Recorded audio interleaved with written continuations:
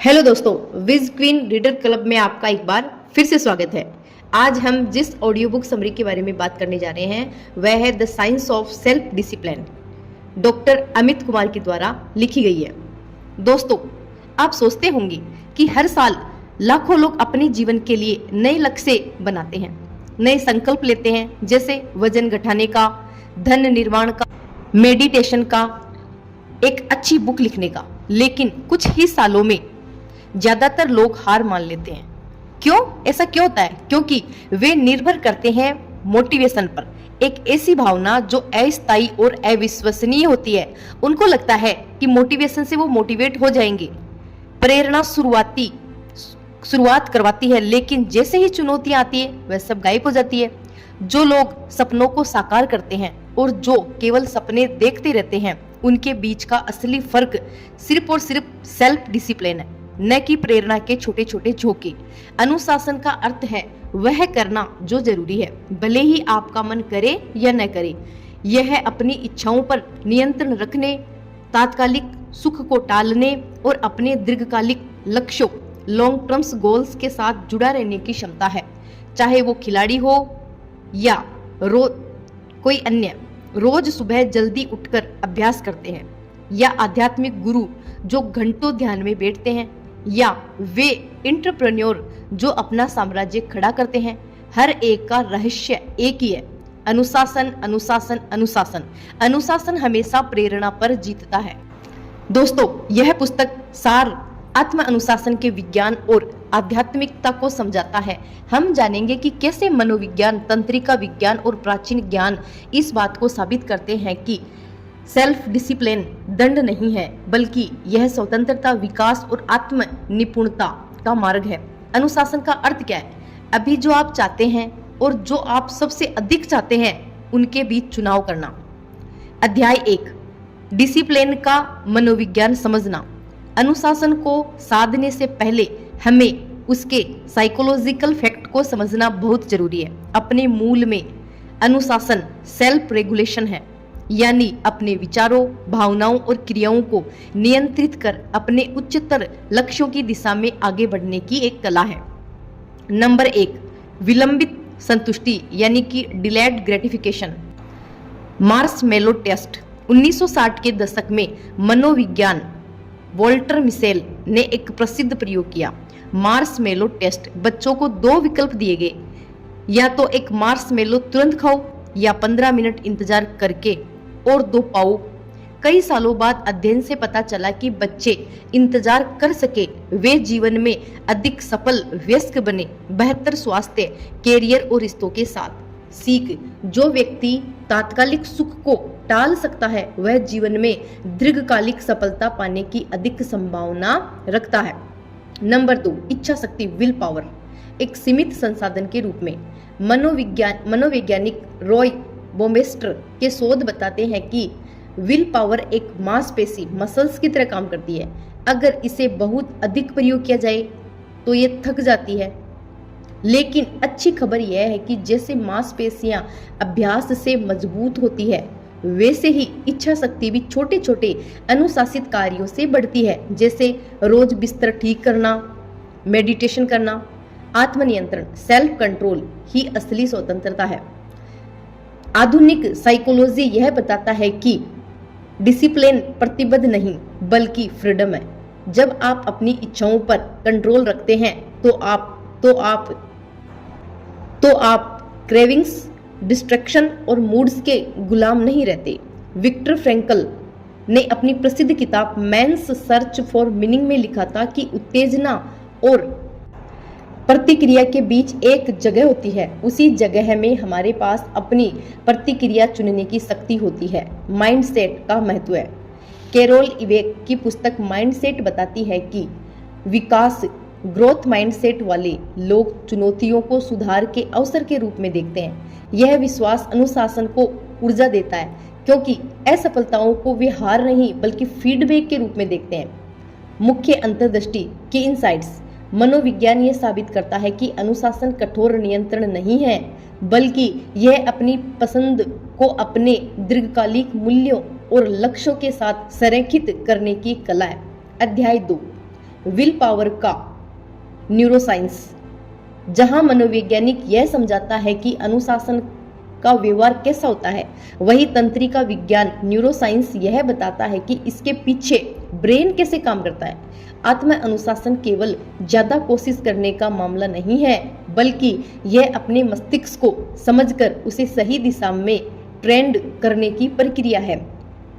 Prefrontal cortex आपका mind command centre. Number 1, prefrontal cortex, जो आपके माथे के ठीक पीछे स्थित होता है, मस्तिष्क का CEO कहलाता है। यह decision making, planning, impulse control को नियंत्रित करता है। जब यह क्षेत्र सक्रिय और मजबूत होता है, तब आप प्रलोभन का सामना कर सकते हैं और अपने दीर्घकालिक लक्ष्यों पर केंद्रित रह सकते हैं। नंबर 2, न्यूरोप्लास्टिसिटी, अनुशासन सीखा जा सकता है। न्यूरोप्लास्टिसिटी का अर्थ है कि मस्तिष्क की वह क्षमता जिससे वह अपने न्यूरल सर्किट्स को दोहराए गए व्यवहारों के आधार पर पुनर्गठित करता है। जब भी आप आत्मनियंत्रण का अभ्यास करते हैं, चाहे जंक फूड से बचना हो या सुबह की दिनचर्या का पहला पालन करना, आप अपने अनुशासन के सर्किट्स को मजबूत कर रहे होते हैं। समय के साथ ये सर्किट्स आपकी डिफॉल्ट सेटिंग बन जाते हैं। डोपामिन और रिवार्ड पाथवे। डोपामिन, जिसे मस्तिष्क का आनंद रसायन कहा जाता है, इच्छा शक्ति में एक महत्वपूर्ण भूमिका निभाता है। आज की दुनिया में social media, notification, fast food और मनोरंजन से डोपामिन का ओवरलोड हो गया है। लेकिन जब आप डोपामिन को दीर्घकालीन लक्ष्यों की ओर मोड़ते हैं, जैसे फिटनेस, प्रगति या फाइनेंशियल सेविंग, तब डिसिप्लिन प्रतिबद्ध नहीं बल्कि आनंददायक महसूस होता है। नंबर 4, हैबिट लूप और इच्छा शक्ति का ऑटोमेशन। चार्ल्स डुहिग की किताब द पावर ऑफ हैबिट बताती है कि आदतें कैसे बनती हैं। संकेत, फिर दिनचर्या, फिर पुरस्कार। यदि आप नई आदतों के लूप को सचेत रूप से डिजाइन करते हैं, तो अनुशासन स्वतः ही स्थापित हो जाता है। उदाहरण के लिए, संकेत, वर्कआउट, कपड़े तैयार रखना, दिनचर्या, व्यायाम करना, पुरस्कार, एंडोफिन का स्वाद, सुखद अनुभव। मुख्य अंतर्दृष्टि, तंत्रिका विज्ञान यह साबित करता है कि अनुशासन जन्मजात नहीं है, यह एक प्रशिक्षित की जाने वाली क्षमता है। दोहराव और आदत निर्माण से आप सचमुच अपने मस्तिष्क को पुनः प्रोग्रामिंग कर सकते हैं ताकि आप स्वाभाविक रूप से अनुशासित बन जाएं। अध्याय 3, इंस्टेंट ग्रेटिफिकेशन। अनुशासन यानी कि डिसिप्लिन का सबसे बड़ा दुश्मन क्या है? Instant gratification. आज की तात्कालिक संतुष्टि वाली संस्कृति, फास्ट फूड से लेकर वन क्लिक शॉपिंग और अनंत स्क्रॉलिंग तक, आज हमारा पूरा परिवेश ऐसे प्रलोभनों से भरा पड़ा है जो हमारे मस्तिष्क के रिवॉर्ड सिस्टम को हाईजेक कर लेते हैं। हम त्वरित पुरस्कारों की ओर क्यों आकर्षित होते हैं? Why we crave quick rewards. हमारे पूर्वज अभाव के युग में रहते थे, इसीलिए उनका मस्तिष्क तुरंत संसाधन हासिल करने के लिए विकसित हुआ था। लेकिन आज के अधिकता के युग में वही प्रवृत्ति उल्टी पड़ती है, जिससे हम आवेगी और बेचैन बन जाते हैं। डोपामिन का जाल। हर नोटिफिकेशन की पिग हमें एक छोटा सा डोपामिन हिट देती है।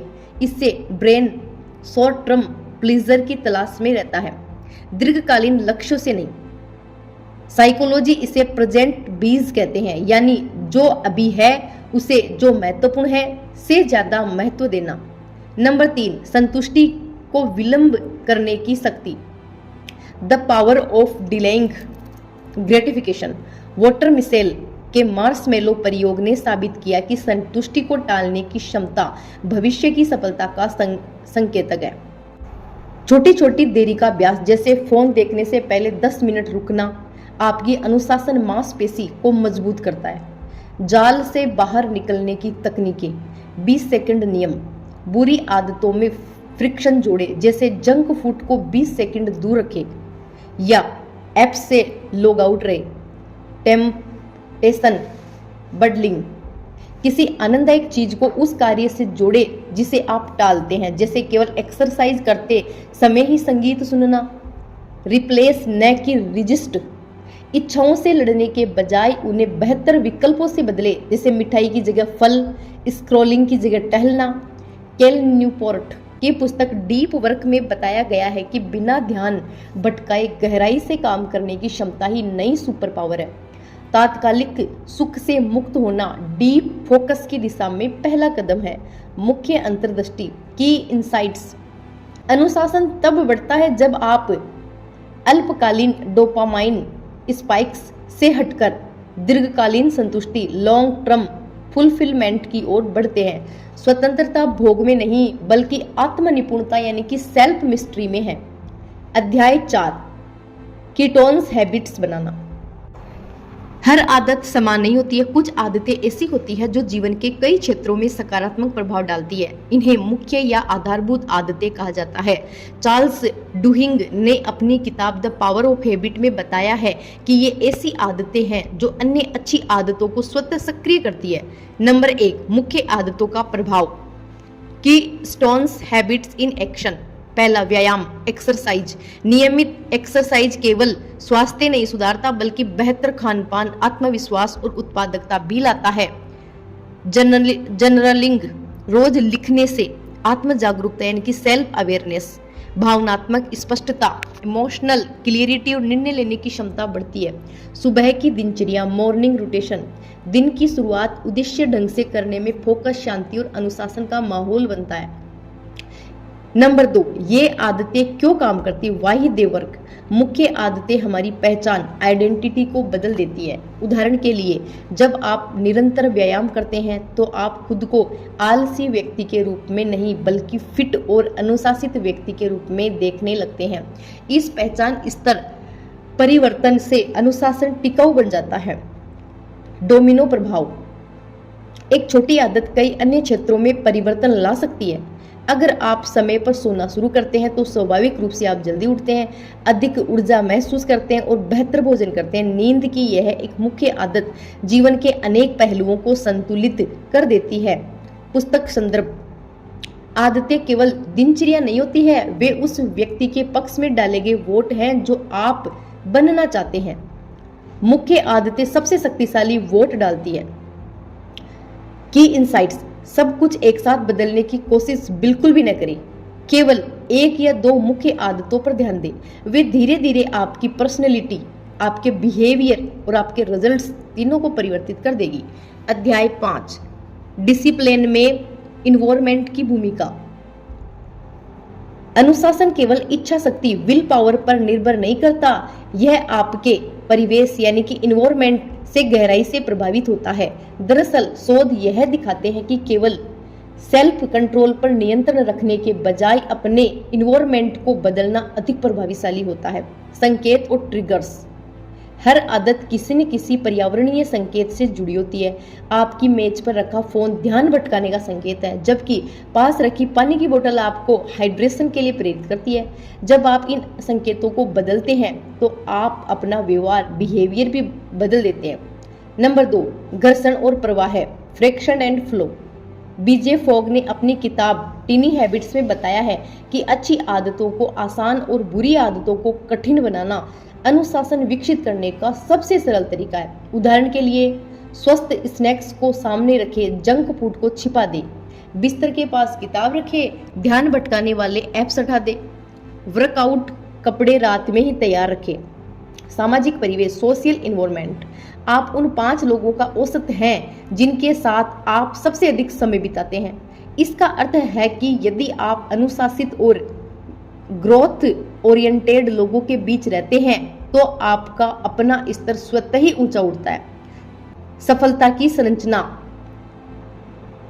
अपने भौतिक और सामाजिक परिवेश को डिजाइन करना ऐसा है जैसे आपने अपने लिए एक अदृश्य कोच बना लिया हो जो बिना किसी जबरदस्ती के आपको अनुशासन की ओर मार्गदर्शन करता है। बेंजामिन हार्डी की पुस्तक विल पावर डोंट वर्क में यह बताया गया है कि केवल आंतरिक दृढ़ता नहीं बल्कि परिवेश तय करता है कि कौन फलता फूलता है। स्मार्ट लोग अपना ऐसा वातावरण बनाते हैं जिसमें अनुशासन अपवाद नहीं बल्कि स्वाभाविक स्थिति बन जाता है। मुख्य अंतर्दृष्टि। प्रलोभनों से जूझने की बजाय अपने परिवेश को इस तरह बनाइए कि सही चुनाव अपने आप आसान और स्वाभाविक बन जाए। अध्याय 6 विल पावर एक ऊर्जा के रूप में अपने मानसिक ईंधन मेंटल फ्यूल का प्रबंधन। मनोवैज्ञानिक रॉय बॉम्बेस्टर और जॉन टियर्नी ने अपनी किताब विल पावर में लिखा है कि आत्मनियंत्रण एक सीमित ऊर्जा स्रोत है। जैसे व्यायाम के बाद मांसपेशियां थक जाती है, वैसे ही इच्छा शक्ति भी बार बार प्रयोग से कमजोर पड़ जाती है। इसीलिए आप पूरे दिन प्रलोभनों से बचते हैं, लेकिन रात में थकान के कारण आप हार मान लेते हैं। अहम क्षमता, ईगो डिप्लेशन, इच्छा शक्ति की बैटरी यानी कि विल पावर बैटरी। हर निर्णय और आत्मनियंत्रण का प्रयास आपकी इच्छा शक्ति की ऊर्जा से कुछ हिस्सा ले लेता है। बहुत अधिक निर्णय लेने से ऊर्जा घटती है और आवेग फैसलों की संभावना बढ़ती है। इसी कारण स्टीव जॉब्स और बराक ओबामा ने अपने कपड़ों के चुनाव को सरल रखा ताकि इच्छा शक्ति को बड़े नियंत्रणों के लिए बचाया जा सके। आराम और पुनर्भरण, इच्छा शक्ति नींद, विश्राम और पोषण से पुनः बढ़ती है। थका हुआ मस्तिष्क तत्कालिक सुख की ओर भागता है, इसीलिए आराम को आलस्य मत समझिए, यह आपके अनुशासन का ईंधन है। दिनचर्या ऊर्जा बचाती है। आदतें इच्छा शक्ति की आवश्यकता को घटा देती है, क्योंकि वे व्यवहार को स्वचालित ऑटोमेटिक बना देती है। जैसे दांत साफ करना अब प्रयास नहीं मांगता क्योंकि यह आदत है। उसी तरह एक तय सुबह की दिनचर्या यानी कि मॉर्निंग रूटेशन मानसिक ऊर्जा को सुरक्षित करती है। पोषण और रक्त शर्करा, अध्ययन बताते हैं कि कम ग्लूकोज निर्णय लेने की क्षमता को प्रभावित करता है। संतुलित भोजन और पर्याप्त पानी इच्छा शक्ति को स्थिर रखते हैं। यहाँ तक कि एक छोटा स्नैक भी ऊर्जा गिरने पर आत्मनियंत्रण को बढ़ा सकता है। विल पावर इस बात पर जोर देती है कि केवल दृढ़ता नहीं बल्कि ऊर्जा का सही प्रबंधन, एनर्जी मैनेजमेंट ही स्थायी अनुशासन का रहस्य है। अपनी इच्छा शक्ति को एक बैटरी की तरह समझिए, उसे नींद, भोजन और विश्राम से चार्ज कीजिए, दिनचर्या से सुरक्षित कीजिए और महत्वपूर्ण लक्ष्यों पर समझदारी से खर्च कीजिए। अध्याय 7, फोकस डिसिप्लिन का गुणक प्रभाव यानी कि मल्टी पिलर। अगर अनुशासन सफलता का इंजन है तो एकाग्रता फोकस उसका स्टीयरिंग व्हील है।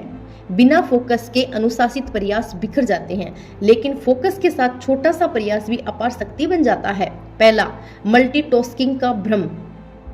तंत्रिका विज्ञान यानी कि न्यूरोसाइंस यह दिखाता है कि हमारा मस्तिष्क सच में मल्टीटास्क नहीं कर सकता है। यह केवल तेजी से कार्यों के बीच स्विच करता है, जिससे क्षमता घटती है। मल्टीटास्किंग हमें व्यस्त महसूस कराती है, लेकिन उत्पादकता प्रोडक्टिविटी को कम करती है। डीप वर्क और फ्लो, केल न्यूपोर्ट की पुस्तक डीप वर्क बताती है कि बिना ध्यान भटकाए गहराई से काम करने की क्षमता आज दुर्लभ है, लेकिन बेहद मूल्यवान है।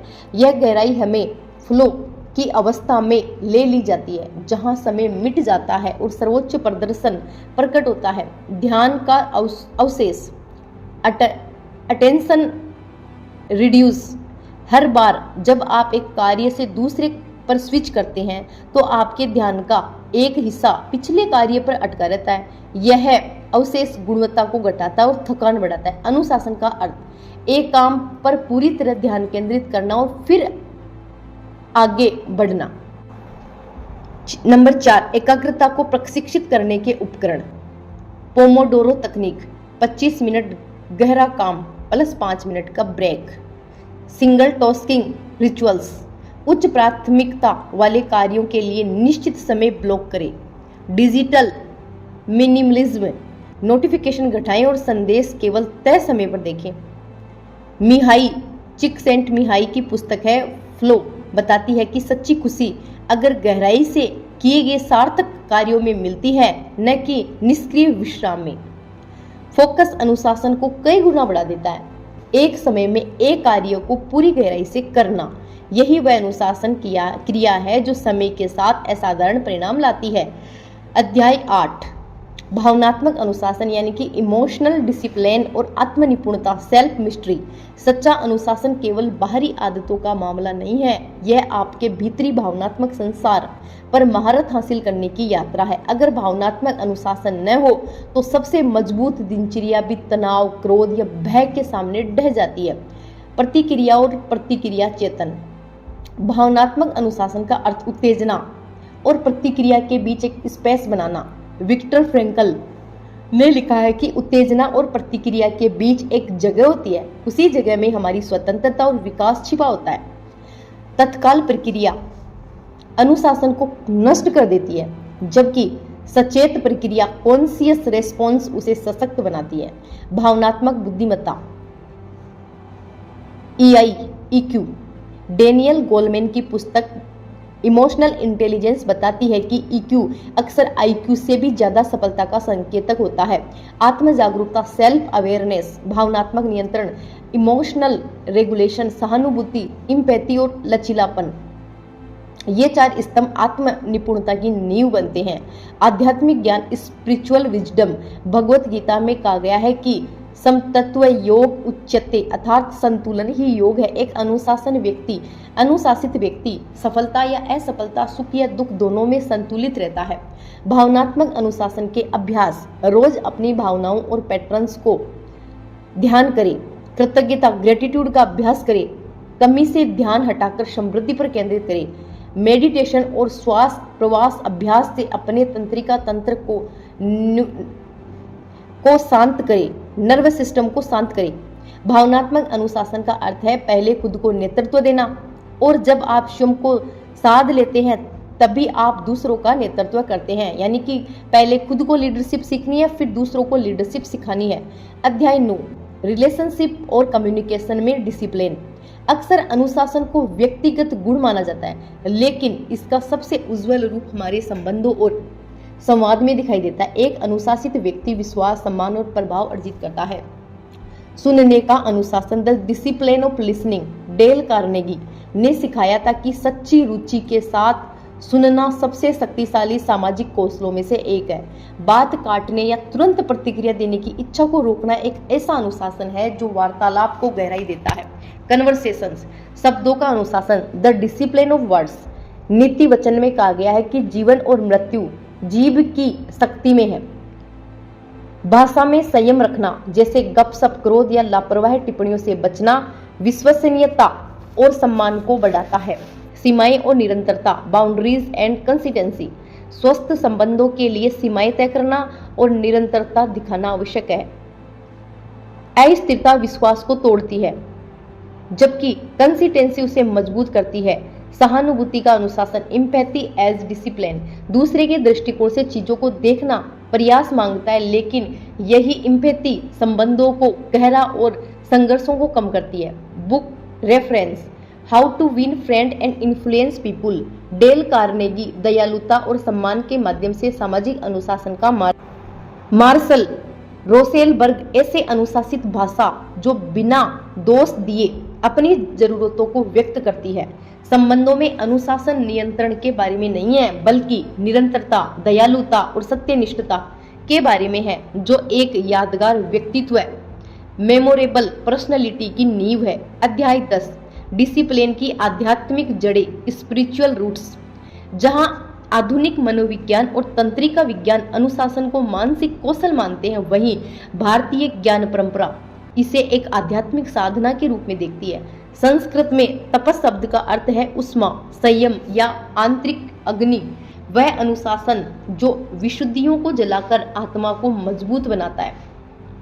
तपस पतंजलि के योग सूत्रों में नियमों में से एक तपस बताया गया है। इसका अर्थ है कि उच्चतर विकास के लिए स्वेच्छा से कठिनाइयों को सहना, सुबह जल्दी उठना, उपवास करना या ध्यान मेडिटेशन करना, ये सभी तपस के रूप में हैं, जो इच्छा शक्ति यानी कि विल पावर और कैरेक्टर को सशक्त बनाते हैं। संकल्प, हर अनुशासन की शुरुआत संकल्प से होती है। वैदिक कर्मकांडों में हर क्रिया एक स्पष्ट संकल्प से आती है। इसी प्रकार मैं करुणा से कार्य करूंगा या मैं अपने अध्ययन में अनुशासित रहूंगा जैसे संकल्प आपकी ऊर्जा को विकास की दिशा में केंद्रित करते हैं। स्वाध्याय, सेल्फ स्टडी, निरंतर आत्मचिंतन और पवित्र ग्रंथों का अध्ययन व्यक्तित्व को परिष्कृत करता है। आज के समय में सेल्फ हेल्प या स्पिरिचुअल बुक्स पढ़ना इसी स्वाध्याय परंपरा का आधुनिक रूप है, जो आत्मविकास को बढ़ाता है। गीता का ज्ञान, भगवत गीता में कहा गया है कि योगस्थ कुरु कर्माणि, अर्थात संतुलित मन से कर्म करो। सच्चा अनुशासन कठोर नियंत्रण नहीं बल्कि धर्म अर्थात सही क्रम के साथ संतुलित अनुशासित आचार्यों के उदाहरण स्वामी विवेकानंद, उनका निर्भीक आत्म अनुशासन विश्व भर के युवाओं के लिए प्रेरणा बना। महात्मा गांधी, उनका सत्य और अहिंसा का अनुशासन बिना बल प्रयोग के करोड़ों को आंदोलित कर गया। आध्यात्मिक दृष्टि में अनुशासन दंड नहीं है, वह निम्न प्रवृत्तियों से मुक्ति और उच्च आत्मा के साथ संरेखण है। अध्याय 11 अनुशासन के अभ्यास में आम भूले यानी कि कॉमन पिटफॉल्स इन प्रैक्टिसिंग डिसिप्लिन। अनुशासन शक्तिशाली है लेकिन इसे लेकर बहुत से लोग भ्रमित और अतिरेक में पड़ जाते हैं। यहाँ कुछ सामान्य भूले हैं, सब या कुछ नहीं का जाल।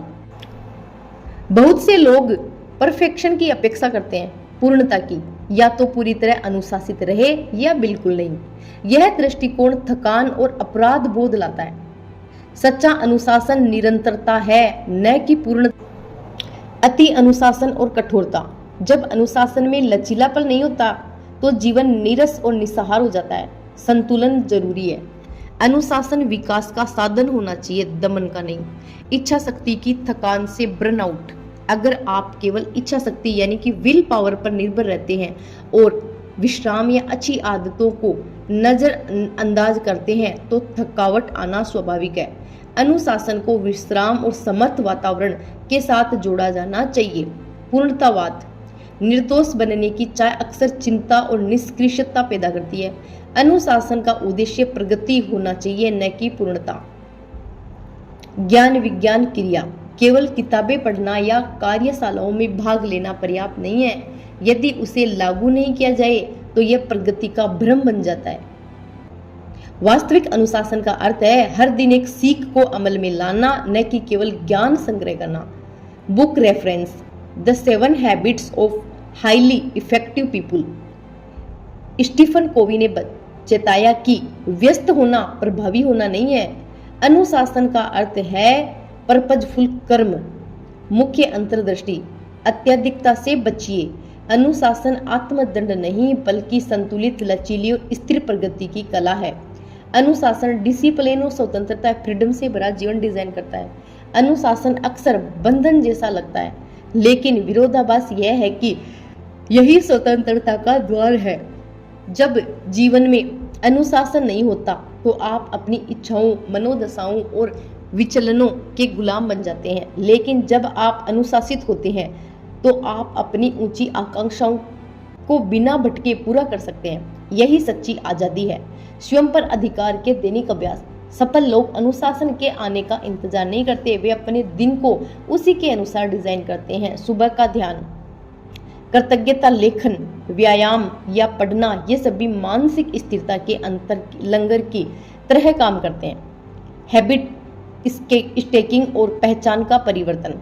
जेम्स क्लियर ने एटॉमिक हैबिट्स में बताया कि जब आप किसी मौजूदा दिनचर्या में छोटी सकारात्मक आदतें जोड़ते हैं तो वह टिक जाती है। धीरे धीरे ये आदतें एक नई पहचान बनती है। मैं अनुशासित और निरंतर और लचीला व्यक्ति हूँ। प्रयास और विश्राम के बीच संतुलन। अनुशासन का अर्थ अंतहीन मेहनत नहीं, यह गहन प्रयास और सचेत विश्राम के चक्र का नाम है। गहराई से काम करे और फिर पूरी तरह आराम करे, दोनों ही अनुशासन के रूप है। सेवा और उद्देश्य। सबसे उच्च स्तर का अनुशासन तब आता है जब आप स्वयं के बड़े उद्देश्य से जुड़ते हैं। महात्मा गांधी का अनुशासन का स्वकेंद्रित नहीं था, वह सेवा में निहित था। जब आपका क्यों स्पष्ट और मजबूत होता है, अनुशासन सहज रूप से प्रभावित हो जाता है। संरचना के माध्यम से स्वतंत्रता।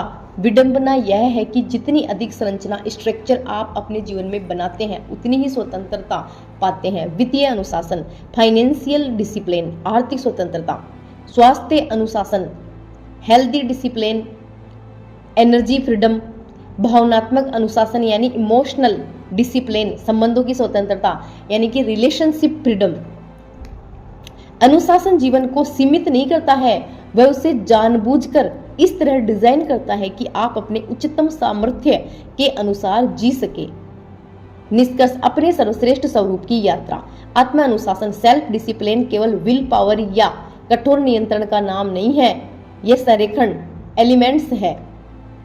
हर दिन के कार्यों को अपने गहरे मूल्यों और दीर्घकालीन दृष्टि से जोड़ना ही इसका सार है। मनोविज्ञान साइकोलॉजी बताता है अनुशासन संतुष्टि को टालने और चुनावों को पुनर्परिभाषित करने की क्षमता है। तंत्रिका विज्ञान न्यूरोसाइंस सिद्ध करता है कि अनुशासन आदतों और फोकस से मस्तिष्क में पुनः प्रयोग किया जा सकता है। आध्यात्मिक ज्ञान स्पिरिचुअल विजडम याद दिलाता है कि अनुशासन वह अग्नि है जो आत्मा को शुद्ध करती है, उच्चतर आत्मा को प्रकट करती है। मार्शमेलो प्रयोग से लेकर एटॉमिक हैबिट्स तक, भगवत गीता से लेकर आधुनिक न्यूरोसाइंस तक संदेश एक ही है। अनुशासन वह पुल है जो आपके लक्ष्यों, गोल्स को उपलब्धियों, अचीवमेंट से जोड़ता है। आपको शुरुआत में बड़ा कदम नहीं उठाना है, बस एक आदत चुनिए। 10 मिनट पहले उठिए, 5 मिनट ध्यान कीजिए, रोज एक पेज लिखिए। हर छोटा कदम आपके अनुशासन स्वरूप के लिए एक वोट है। समय के साथ ये वोट आपकी पहचान, आपकी नियति और आपकी स्वतंत्रता को आकार देते हैं। स्वामी विवेकानंद ने कहा था कि उठो, जागो और तब तक मत रुको जब तक लक्ष्य प्राप्त न हो जाए। यही आत्म अनुशासन का सार है। लगातार दृढ़ और निष्ठापूर्वक प्रगति अपने सर्वोत्तम स्वरूप की ओर है। अनुशासन दंड नहीं है, अनुशासन आत्म प्रेम का सबसे सुंदर कर्म रूप है। धन्यवाद दोस्तों। अगर आपको हमारा चैनल, हमारा वीडियो समरी पसंद आए तो इसे लाइक करें, कमेंट करें और सब्सक्राइब कर लें ताकि जो भी नई वीडियोस आएगी वो सबसे पहले आपके पास पहुंच सके।